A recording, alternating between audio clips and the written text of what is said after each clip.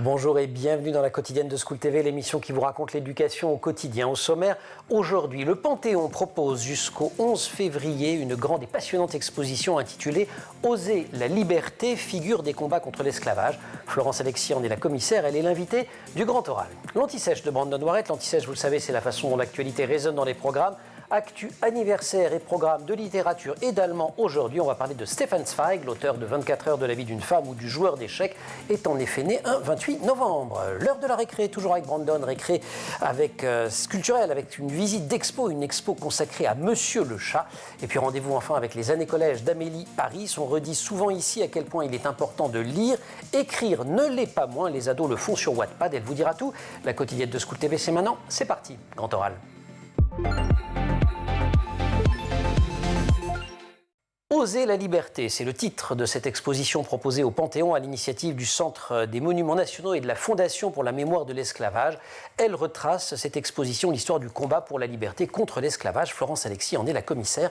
On est ravis de vous accueillir. Bonjour madame. Bonjour, mais c'est moi qui suis ravi d'être avec vous. On est tous contents alors. Je vais commencer par le lieu et par cette expo. Le Panthéon, évidemment, ça n'est pas neutre. Il est habité par les mânes de figures de la lutte contre l'esclavage. Il y a l'abbé Grégoire, Condorcet, Toussaint Louverture, Victor Schœlcher, Louis Delgrès, Félix Éboué, Aimé Césaire, Joséphine Baker. Vous êtes parti de là pour imaginer l'exposition ? En fait, non, parce qu'on m'a demandé vraiment de penser une exposition qui permettrait de défendre de façon intelligente et pour la jeunesse ce combat des libertés contre l'esclavage. Et non pas une exposition sur l'esclavage.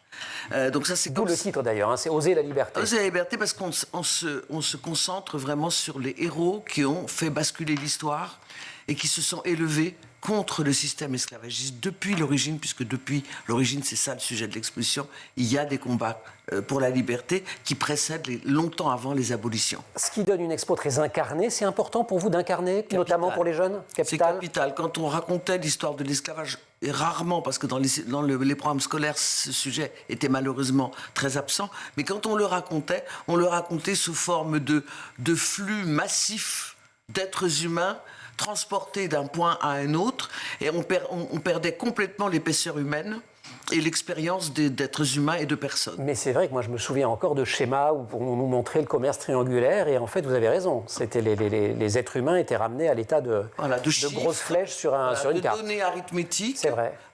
Ou alors de données victimaires, mais jamais acteurs de leur propre histoire, ce qui est en fait le cas. C'est-à-dire que dès qu'on se penche sur l'histoire et qu'on s'intéresse aux personnages, aux personnes, connues ou méconnues, on se rend compte qu'il y a une épaisseur humaine extraordinaire, il y a des caractères, il y a du courage, d'où le titre de Oser la liberté. Et c'est ça qu'on a essayé de mettre en œuvre. Alors, évidemment, quand on m'a dit que je venais au Panthéon, moi j'ai cherché tout de suite à entrer en symbiose avec le lieu, puisque le Panthéon célèbre les vertus civiques de personnages de l'histoire de France, et ce depuis la Révolution française, que la Révolution française elle-même est totalement articulée avec l'abolition de l'esclavage, puisque au début de la Révolution, l'esclavage est aboli.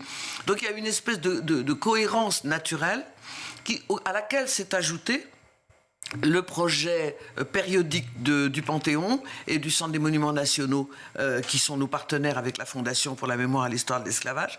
C'est que chaque fois, on donne une carte blanche à un artiste. Et en l'occurrence, les partenaires ont proposé une carte blanche à l'artiste Raphaël Barontini, qui lui occupe le haut, la nef du Panthéon, et qui lui rentre en écho, en dialogue, en résonance. Et il parle il représente les mêmes personnages, mais de façon créative, alors que moi je raconte leur histoire. Voilà. Florence Alexis, vous venez de citer la Révolution française, abolition, mais rétablissement. Alors j'aurais dû regarder mes notes, mais de mémoire c'est du 1802, je crois à peu près, Napoléon, et puis ensuite on arrive 1848, Schœlcher, etc. C'est une histoire que vous racontez, qui est une histoire faite d'aller-retour. Il n'y a pas de continuum en fait. Non, c'est absolument pas linéaire. C'est ça qui est beau d'ailleurs, c'est qu'en fait c'est de l'histoire humaine, donc c'est de l'histoire imparfaite, qui a ses hauts et ses bas, et qui a ses ses victoires et ses défaites. Avec, si on retourne dans l'Ancien Régime, un esclavage qui est très ancré, qui est non seulement toléré, mais revendiqué. Il y a un objet que vous présentez qui m'a tout à fait fasciné, qui est un sucrier en métal précieux, et en argent massif, mais qui représente en fait des esclaves en train de porter la canne à sucre, quoi. Et on mettait ça sur la table des bourgeois, des aristocrates. Oui, c'était plutôt des tables aristocratiques. Aristocratiques, c'est ça, voilà. Ce sont des objets extrêmement précieux qui viennent vraiment d'un artisanat de très haute volée. C'est-à-dire, ça fait partie des collections permanentes et de l'exposition permanente au Louvre. Donc, on remercie aussi le Louvre d'avoir bien voulu nous le prêter. Et donc, c'est un objet. Moi, je l'ai utilisé pour montrer l'entrée de la production sucrière dans la vie quotidienne des Français. C'est ça. Parce que les Français commencent à manger du sucre, à boire du café, à consommer du cacao, à utiliser l'indigo pour teindre leur textile, mais ils savent à peine d'où ça vient et comment c'est produit. Et ça fait partie des témoignages qui montrent.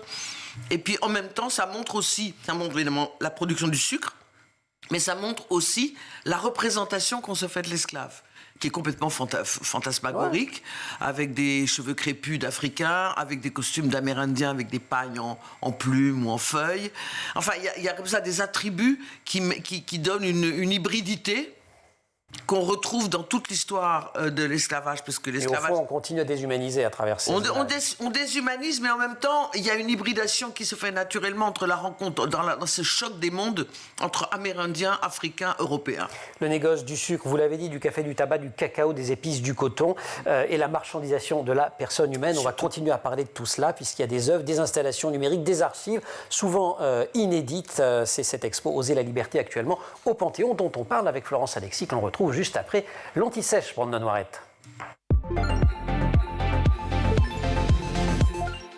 Brandon, bonjour. Bonjour Emmanuel. On est un 28 novembre et vous nous emmenez sur les pas de l'un des plus grands écrivains du XXe siècle, Stefan Zweig, dont on célèbre aujourd'hui l'anniversaire. Il est né un 28 novembre, c'était en 1881. À Vienne, évidemment, précisément, au sein d'une famille d'origine juive, mais il grandit dans un climat laïque. Zweig, il vit très mal sa scolarité. Paradoxalement, c'est un très bon élève. Il obtient son baccalauréat à l'âge de 17 ans en 1900. Durant ses études, Zweig compose de nombreux poèmes et publie même ses premiers textes dans l'un des principaux quotidiens austro-hongrois. Il poursuit sa formation artistique dans les cercles avant-gardistes européens, à Berlin, à Paris, Bruxelles ou encore Londres. Il voyage beaucoup et il étudie énormément Dostoïevski. Il s'enthousiasme aussi pour la peinture de Munch. Il commence à voyager, il intègre les cercles intellectuels extrêmement importants de l'époque. Il se lie d'amitié avec des figures telles que Sigmund Freud, Jules Romain ou encore le poète belge Émile Verhaeren. 1904, Stefan Zweig obtient son doctorat de philosophie, toujours à Vienne, à l'université de Vienne, et la même année, il publie son premier recueil de nouvelles, c'est L'amour d'Erika Ewald, et très vite, il devient un auteur apprécié. Il s'essaye au théâtre aussi. Effectivement, aussi, il écrit de nombreuses biographies. Déjà, à cette époque, il est marqué profondément par la Première Guerre mondiale. Il est psychologiquement atteint. Il accomplit son devoir militaire dans les services administratifs autrichiens. Il est envoyé au front pour récolter des archives. Et là, il est choqué par tout ce qu'il voit, par cette horreur. Son style change énormément, qui s'ancre de plus en plus vers du réalisme. Et là, il commence à se spécialiser dans les biographies des hommes et femmes qu'il admire. On retrouve évidemment Balzac, Marie-Antoinette, Erasme, Marie Stuart, Verlaine. Il s'installe à Salzbourg avec son épouse Frédéric et poursuit son activité intense de biographe qui lui apporte une renommée littéraire partout dans le monde entier. Après l'armistice de 1918, il voyage beaucoup pour promouvoir ses convictions pacifistes, politiques pacifistes à Berlin, au Québec, en Inde, à Bruxelles, mais surtout aux États-Unis. Il entame aussi des relations épistolaires avec des personnalités de son temps, comme Romain Rolland, qui devient son maître à penser. Vient un des grands succès, ce sont des nouvelles, et ça on les lit beaucoup à l'école. Souvent c'est la rencontre avec l'œuvre de Stefan Zweig, c'est Amok. Évidemment, Amok, on adore Amok, ou Le Fou de Malaisie en 1922. 2 ans plus tard, évidemment, autre succès, 24 heures de la vie d'une femme. Parallèlement, là on a le cinéma qui commence à s'intéresser à Stefan Zweig. On a 18 ouvrages qui sont adaptés au cinéma. Et là, lui, il est marqué, Stefan Zweig, en 1933 par l'arrivée au pouvoir d'Adolf Hitler. Sa judéité, qui n'est pas encore révélée et revendiquée, est de plus en plus importante. Ses œuvres commencent à être dénoncées interdite évidemment et brûlée par les nazis. En 1934, on arrive au domicile de Stefan Zweig. On fouille pour rechercher des armes qui évidemment ne sont pas présentes. Il craint pour sa vie. Stefan Zweig choisit l'exil. Il part direction Londres. Un exil au cours duquel il ne dénoncera pas à haute voix le régime nazi. Le reproche lui en sera fait. Il est dans sa nouvelle ville. Il divorce. Il épouse sa jeune secrétaire, Charlotte Elisabeth Altmann. Et l'élection de l'Autriche par Hitler, L'Anschluss, le prive même de sa nationalité autrichienne. Effectivement, et malgré l'obtention de la nationalité britannique en 1940, il se sent apatride, il est constamment en dépression, là il perd le goût à la vie, son comportement est de plus en plus instable avec le déclenchement de la Seconde Guerre mondiale et de la défaite de la France. Il s'enfonce dans une plus grande dépression, il s'exile une nouvelle fois, adieu Londres, direction New York, puis le Connecticut et ensuite le Brésil à Petropolis, là où les Allemands sont réfugiés, notamment on a environ 100 000 Allemands réfugiés à cette époque. C'est là qu'il écrit évidemment son œuvre magistrale, Le joueur d'échecs, une nouvelle dans laquelle un prisonnier se voit privé de culture et qui parvient à voler un livre, une œuvre qui sera d'ailleurs publiée à titre posthume. En 1942, il envoie à son éditeur son dernier ouvrage, Le monde d'hier, souvenir d'un Européen. C'est un témoignage autobiographique qui parle de l'âge d'or de la culture européenne pendant l'entre-deux-guerres. Et le lendemain, il se suicide avec son épouse. Il meurt à l'âge de 60 ans. Merci beaucoup. Compliqué de faire des transitions après vos chroniques comme ça. Là, oui, mais la grande histoire, grand personnage. Merci beaucoup. On se retrouve pour la récré avec un sujet plus joyeux. Oui. Super. Florence Alexis, grand oral. Alors la suite vient avec le sourire, mais le sujet n'est pas joyeux en tant que tel. Je voudrais citer un extrait. Je suis Toussaint Louverture. Mon nom s'est peut-être fait connaître jusqu'à vous. Je veux que la liberté et l'égalité règnent à Saint-Domingue. Je travaille à les faire exister. Unissez-vous et combattez avec moi pour la même cause. Déracinez avec moi l'arbre de l'esclavage. C'est l'extrait d'une lettre de Toussaint Bréda, dit Toussaint Louverture, que l'on peut voir au Panthéon dans cette expo Oser la liberté et qui marque l'entrée de Toussaint Louverture dans l'arène politique de Saint-Domingue. Le sujet de l'esclavage est difficile à aborder et très mal connu, dites-vous, dans le dossier de présentation de l'émission. C'est vrai aujourd'hui encore, c'est vrai aujourd'hui après la loi Taubira, c'est vrai après tout le travail qui a pu être accompli. Oui, parce que quand on parle de Toussaint Louverture, on oublie de dire que c'est un soldat français, par exemple, qu'il est dans l'histoire de France. À l'époque, c'est un général français. Il va combattre les Anglais et les Espagnols pour rétablir la République sur son territoire. Donc, quand il fait sa constitution de 1801, un peu plus tard, parce qu'il voit que Bonaparte veut rétablir l'esclavage, il le sent venir. Et il fait une constitution, non pas pour être indépendant, il fait une constitution pour graver dans la loi l'abolition de l'esclavage, pour empêcher qu'on revienne. Le retour en arrière. Voilà. Eh bien, tout ça, il le fait au nom de la France. Et dans la Constitution, il rappelle bien qu'il le fait dans le cadre de la République. Parce que c'est un républicain. Donc, il appartient à l'histoire de la République. Et quand on en parle souvent comme d'un haïtien. Alors qu'en fait, il est mort français. Il est mort au fort de Joux, comme vous le savez, sans procès. Histoire effectivement mal racontée. Vous dites aussi qu'il ne faut pas réduire cette histoire, je vous cite là encore, à un puits de culpabilité ou de chagrin. Surtout pas. Surtout pas, parce que je ne nie évidemment pas la tragédie que l'esclavage constitue, 13 millions d'êtres humains qui arrivent vivants de l'autre côté de l'Atlantique. On ne parle pas des morts dans la traversée, ni des morts dans les razzias d'êtres humains sur le territoire africain. Mais quand 13 millions sont transportés, déportés même, et arrivent à survivre à la traversée, il est évident qu'il n'y a rien de joyeux là-dedans, et que c'est une des pages noires de l'histoire du monde, de l'humanité. Mais l'esclavage existait avant la traite esclavagiste. La traite atlantique est un statut particulier parce qu'on va hériter du statut de son père ou de sa mère et qu'on va rester en détention. Si on peut dire, on est loin de l'esclavage domestique qui pouvait préexister avant. Mais par contre, vous avez, dès le début de l'esclavage, vous avez des résistances. Des combats. Et c'est là-dessus que je voulais vous amener. Donc c'est formidable. Et de première victoire, petit à petit. Et alors, c'est ce qu'on appelle le marronnage.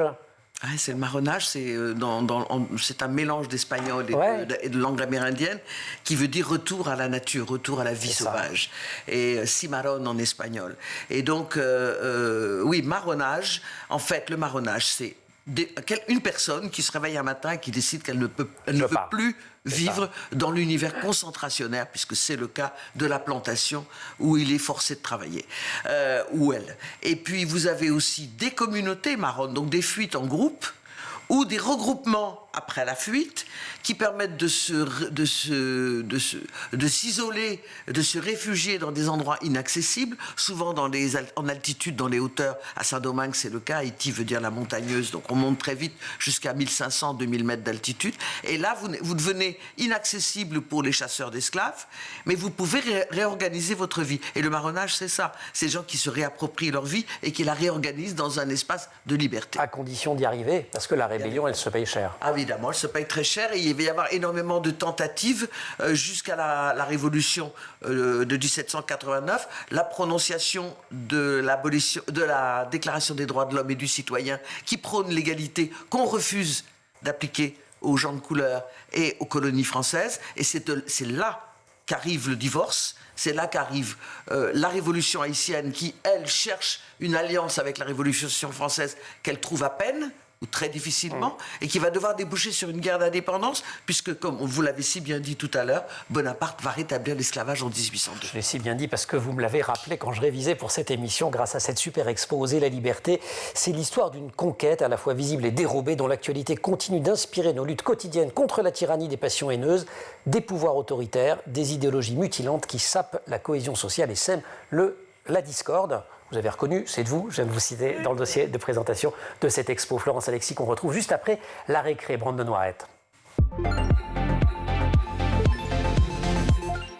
Rebonjour Brandon. Bonjour Emmanuel. Une récré qui nous emmène nous cultiver, une expo originale qui s'ouvre à partir de ce jeudi. Réflexions urbaines, ça se passe à la galerie Bruguière à Paris et c'est une expo qui fête les 25 ans d'un des plus célèbres félins au monde, Monsieur Chat. Monsieur Chat. On voit sur les murs, jaune du street art. Effectivement, ouais. que l'on trouve un peu partout. On l'a tous vu au moins une fois, façade d'un mur, d'un bâtiment abandonné, d'une gare aussi, beaucoup de gares, notamment en région parisienne. Alors, il est né, lui, en 1997, à Orléans, grâce au street art Thomas Vuil, franco-suisse. Alors, c'est vrai que lorsque l'on regarde un peu ce chat, on a l'impression de voir un peu Garfield. Ouais, c'est ça, il y a la couleur qui joue beaucoup. Oui, mais lui, il ne dort pas. Attention, lui, il n'est pas endormi. Il voyage énormément aux quatre coins de la planète. On le voit beaucoup en Europe, États-Unis, en Inde, beaucoup dans les pays africains, notamment au Sénégal. Il a même été le fil conducteur du film de Chris Marker en 2004, Chat perché, et qui d'ailleurs a été traduit dans 45 pays dans le monde entier, qui a fait un carton phénoménal. Il a été projeté au centre Georges Pompidou avec un énorme chat sur la façade à l'époque. C'était exceptionnel. Alors bien sûr, il est adoubé, ce chat, et Thomas Vuil, par les grands du street art européen, Banksy et Aubé. Et cette exposition, on découvre une quarantaine d'œuvres, notamment des œuvres originales de Thomas Vuil. C'est à voir jusqu'au 13 janvier. C'est un 25e anniversaire. Et ça se fête à plusieurs, évidemment. Nous allons ouvrir un nouveau chapitre de cette émission. Eh oui. Avec, merci beaucoup. Nouveau chapitre de cette émission sur cette exposition Oser la liberté. Grand oral, Florence Alexis. Florence Alexis, je ne l'ai pas dit, mais vous êtes la fille du romancier haïtien Jacques-Stéphane Alexis. Et surtout, cette expo est loin d'être la première. Je ne peux pas tout citer, vous en avez fait trop. Mais il y avait eu Haïti, 500 ans d'histoire, la bataille de Little Bighorn d'Ousmane Sow, ça c'était une Pont des Arts, une performance. Oui. Et vous êtes donc une expo, mais bref. Extrêmement populaire, qui a drainé des milliers et des milliers de visiteurs. Avec les œuvres extraordinaires d'Ousmane Sow. Parmi quand même les figures extrêmement vives aujourd'hui, et on l'a cité depuis le début de l'émission, il y a celle de Toussaint Louverture. Et alors sur une des œuvres qu'on peut voir dans l'exposition, il est représenté avec une pintade sur la tête. Oui, mais la pintade, en fait, on l'appelle, en Haïti, on l'appelle la pintade marronne. Donc, elle est intégrée dans l'histoire du marronnage dont nous parlions tout à l'heure. On dit aussi l'oiseau nègre en français. Et c'est un oiseau qui est endémique sur les côtes africaines et qui va permettre aux marins de charger des cages de volatiles qui vont permettre de nourrir l'équipage et les esclaves pendant la traversée. Ce qui fait que c'est l'esclavage qui va installer la pintade sur les côtes américaines et dans l'archipel de la Caraïbe, il y en a partout. Et donc, en plus, elle a une puissance symbolique dans les spiritualités africaines, puisqu'elle est un oiseau qui est difficilement domesticable. Donc, c'est pour ça qu'on l'appelle marronne, parce qu'en fait, elle s'échappe, elle se laisse jamais prendre. Donc il y a aussi une image là. Et puis elle est extrêmement vigilante et elle est extrêmement sensible aux infrasons, ce qui fait qu'elle alerte. Elle alerte très vite. Très vite, et elle est installée autour des campements marrons. Et dès qu'un ennemi s'approche, elle alerte. En fait, et puis on l'entend bien quand elle, une vigie, quand elle se manifeste. Voilà, exactement. Abolition de l'esclavage dans les textes, c'est une chose. Abolition de l'oppression, des mauvaises pensées dans les têtes, c'en est une autre. Et ça, ce que vous rappelez aussi, c'est que dans toute la première moitié du 19e siècle, tous les préjugés, notamment les préjugés de couleur qui vont avec l'esclavage, sont contestés dans la presse, devant les tribunaux, au Parlement. Enfin, tout ça est loin de se faire facilement. Non, mais à partir du moment où l'esclavage va s'installer également la notion de race. Ça naît en même temps. Et c'est ce qu'on explique dans l'exposition. Et évidemment, la race et la couleur, voilà, tout ça se chevauche et se côtoie, malheureusement. Et effectivement, les deux abolitions en France, 1794 et 1848 avec Victor Schœlcher, après le rétablissement par Bonaparte, en fait, vont laisser un legs que nous portons encore aujourd'hui et avec lesquels nous devons composer encore aujourd'hui. Donc les expériences de racisme, vraiment, comme par exemple, et c'est là où la représentation des esclaves est intéressante, quand on entend des cris de singe dans un stade, il faut penser qu'au XVIIIe siècle, on représente des petits négrillons, qui sont en fait des esclaves de cour, ou des esclaves d'agrément dans les cours aristocratiques, on les représente avec des petits singes. Et on les met à la même hauteur que le petit singe ou que le perroquet. Donc il y a vraiment une animalisation de la personne humaine pour justifier de sa servitude. Et on vit encore sur cet héritage-là. Et voyez comme on a du mal à l'éradiquer. Donc quand on a la loi de Christiane Taubira, portée par beaucoup d'associations avant elle, mais qu'elle reprend à son compte en 2001, qui permet de reconnaître le crime de la traite d'une part, et de la condition d'esclave, d'autre part, comme des crimes contre l'humanité, on avance encore un peu, mais on voit bien qu'il y a encore du travail. Et c'est ça qu'on dit à la fin de l'exposition. Et voilà. Et ce travail, il est considérable, parce qu'en fait, sans attendre la loi Taubira, dès les années 20, un certain nombre de personnes, je pense à Paulette et Jeanne Nardal, mais il y a également Aimée Suzanne Césaire, il y en a d'autres, s'emparent de cette question en disant il faut que ce soit à l'école. Absolument. Il faut qu'on en parle à l'école. C'était il y a un siècle. Donc c'est un long combat. On ne sait pas en parler. Qu'est-ce qu'il faudrait faire pour qu'on... Mais écoutez, je pense une exposition comme celle-là, l'initiative, non mais c'est vrai, l'initiative du Centre des Monuments Nationaux, du Panthéon et de la Fondation pour la mémoire de l'esclavage, c'est exactement ce qu'il faut faire. J'avais fait il y a quelques années un travail qui continue à se développer, qui s'appelle le concours pédagogique national de la flamme de l'égalité. Et oui, justement, il nous reste une minute. Ça consiste en quoi? On demande, on propose aux professeurs de développer des projets de classe, et chaque année, une classe de primaire, une classe de collège, une classe de lycée, et même en maternelle, les élèves concourent, présentent leur projet, c'est accompagné par la Ligue de l'enseignement, et c'est le président de la République qui remet les prix chaque année, au 10 mai, le jour de la commémoration de l'abolition de l'esclavage en France. Donc vous voyez, là, il y a vraiment tout un chantier, et on se bat souvent pour que ces sujets restent dans les programmes scolaires, c'est ça, pour pouvoir être enseignés.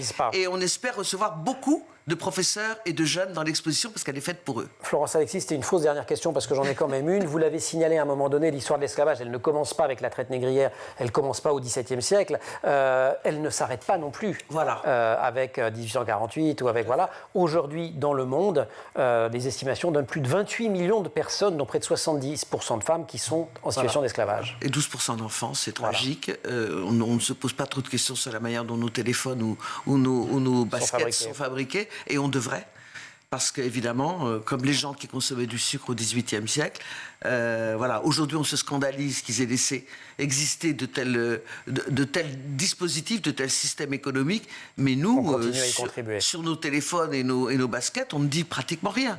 Donc effectivement, c'est un combat qui ne finit pas. C'est pour ça que la présence au Panthéon est si importante, parce qu'elle montre qu'on est dans un combat qui se poursuit avec de nouvelles figures qui émergent et qui mènent ces combats aujourd'hui contre les esclavages modernes. Expo jusqu'au 11 février. Vous restez avec nous, on va aller dans un collège Maurice Utrio, plutôt le collège Maurice Utrio va venir avec nous en la personne d'Amélie Paris. Brandon, merci beaucoup. Merci Emmanuel. Les années collège. Notre rendez-vous hebdomadaire avec Amélie Paris. Amélie, bonjour. Bonjour. Vous nous racontez les années collège, après de ce poste d'observation extraordinaire qu'est celui du CDI du collège Maurice Utrio, Paris 18e, dans lequel vous êtes professeur documentaliste. Et on va parler de l'écriture qui se démocratise grâce à une plateforme en ligne dans laquelle on écrit en interaction étroite avec une communauté d'autres jeunes qui écrivent. Plateforme qui propose donc aussi des histoires en ligne. C'est Wattpad, elle est dans l'univers des ados Wattpad. Oui. Alors sur ce site gratuit, on écrit, mais surtout on échange, donc comme vous le disiez, avec la communauté qu'on va se construire petit à petit. Alors le déroulement de l'histoire va évoluer en fonction des commentaires des lecteurs. Donc on est dans une pratique culturelle, on est dans une pratique sociale autant que dans une pratique littéraire. Et c'est ça qui est nouveau, on est vraiment loin du mythe de l'écrivain isolé, seul, coupé du monde. Wattpad fait vraiment tomber les barrières entre le lecteur et entre l'auteur et ses lecteurs. Une aventure qui a commencé en 2006 au Canada. Oui. Alors c'est surtout en mars et en avril 2020 que le nombre de nouveaux inscrits a explosé au moment où la planète se confinait. Alors aujourd'hui, selon les chiffres, le site et son application gagnent un nouvel utilisateur chaque seconde, ce qui est énorme. Ouais. Plus de 90 millions d'utilisateurs à l'échelle mondiale, donc 5 millions d'écrivains réguliers chaque mois. Donc côté lecteur, on accède gratuitement à des textes narratifs qui peuvent être donc en cours d'écriture, et dans ce cas, on va les commenter, on va échanger avec la communauté, avec l'auteur, ou à des textes terminés. Et côté auteur, eh bien, c'est un moyen de partager sa passion et de se faire découvrir pour peut-être être publié ou même adapté au cinéma ou en série. Et ça arrive, c'est pas fréquent, mais ça arrive. Il y a une jolie success story, c'est celle d'Anna Todd, de son roman After. Mais oui, et c'est vraiment une histoire comme je les aime. Alors je vous la raconte. Anna Todd, qui se définit comme une conteuse d'histoires hyper connectée. Alors au départ, c'était une grande lectrice sur Wattpad. Elle était en train de lire 2 histoires, elle attendait la suite impatiemment, elle en a eu marre. Donc elle a commencé à écrire, et c'était dans sa cuisine sur le clavier de son smartphone. Donc ça a donné une histoire entre une étudiante, Tessa, et Harding, un bad boy inspiré du chanteur de One Direction. Alors il faut attendre quelques pages pour avoir le premier baiser, il faut attendre la page 122 pour que Tessa enlève sa culotte, et je vous passe la suite et les détails. C'est chaud. Mais oui, donc son histoire a été chargée plus de 1 milliard de fois, donc avant d'être signée évidemment par la maison d'édition américaine Simon & Schuster. Ensuite, elle a été traduite dans plus de 30 langues. Elle a décroché la première place des ventes dans plusieurs pays européens, et son film a été adapté au cinéma par le géant de la production Paramount Pictures en 2019. Ok, on est loin de l'image de l'écrivain ou de l'écrivaine qui glisse le manuscrit dans une enveloppe, qui le dépose à la poste pour l'envoyer chez son éditeur. Oui, et pour ces écrivains, donc l'horizon de l'édition papier n'est plus le seul. Sur la plateforme, on échange, on fait des rencontres, auteurs et lecteurs se rapprochent. Il y a vraiment une forme de liberté, de facilité à écrire, et finalement, la publication papier devient secondaire. Imaginons que j'ai envie de commencer, on s'y met comment? Bonne idée. Bah ouais. C'est très simple. Donc vous allez sur la plateforme, vous créez un compte, vous commencez en tant qu'auteur ou en tant que lecteur ou en tant que les deux. Donc pour les auteurs, Wattpad va vous proposer de déposer des histoires soit sous forme de chapitres ou d'épisodes qui vont être commentés par la communauté que vous allez vous créer petit à petit. Et pour les lecteurs, il est possible d'ajouter un nombre infini d'ouvrages dans une bibliothèque virtuelle. Vous pouvez les archiver une fois qu'ils sont terminés. Vous pouvez recevoir des notification lorsqu'un livre de votre bibliothèque est mis à jour. Et puis vous pouvez aussi personnaliser votre lecture, par exemple en choisissant la police. C'est ça, il faut que ça soit un peu de marketing, quoi. Oui, non, c'est très très bien fait.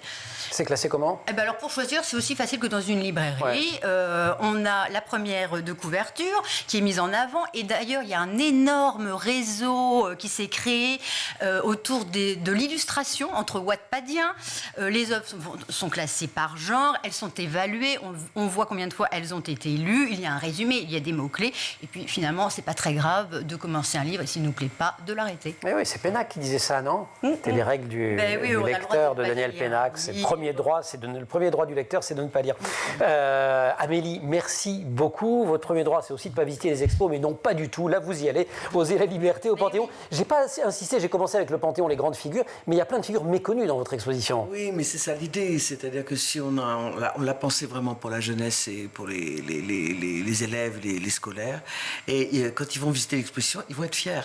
Ils vont ressortir de l'exposition, non pas écrasés par le chagrin ou la douleur de l'esclavage, mais fiers de l'histoire qu'ils vont découvrir, fiers de l'histoire de France à travers des personnages comme, on l'a dit tout à l'heure, Toussaint Louverture, mais il y a Macandal, qui est un des premiers esclaves qui organise la résistance, Boukman, qui va être vraiment l'étincelle qui va déclencher la fameuse guerre d'indépendance de Saint-Domingue. Saint-Domingue qui deviendra Haïti. La République d'Haïti. Ouais. Mais il y a aussi Eva et Anchin à la Réunion, qui ont encore un site qui porte leur nom aujourd'hui à l'île de la Réunion. Il y a évidemment Olympe de Gouges, dont on ne sait pas suffisamment qu'Olympe a écrit contre l'esclavage. Même avant d'écrire sa déclaration des droits de la femme et de la citoyenne. Elle écrit plusieurs textes. Voilà. Vous allez apprendre plein de choses dans cette super exposition. Florence Alexis, merci mille fois de nous avoir rendu sur le plateau de la quotidienne. Amélie, merci beaucoup. Merci aussi à toute l'équipe de l'émission, Laure Audemont au maquillage, Marine Plantec pour la préparation de l'émission, assistée en régie aujourd'hui par Emma Frari, et Loïse Merlin pour le son, Ulysse Touré pour la réalisation. Vous restez sur School TV, vous nous retrouvez nous en permanence sur Internet et sur les réseaux sociaux.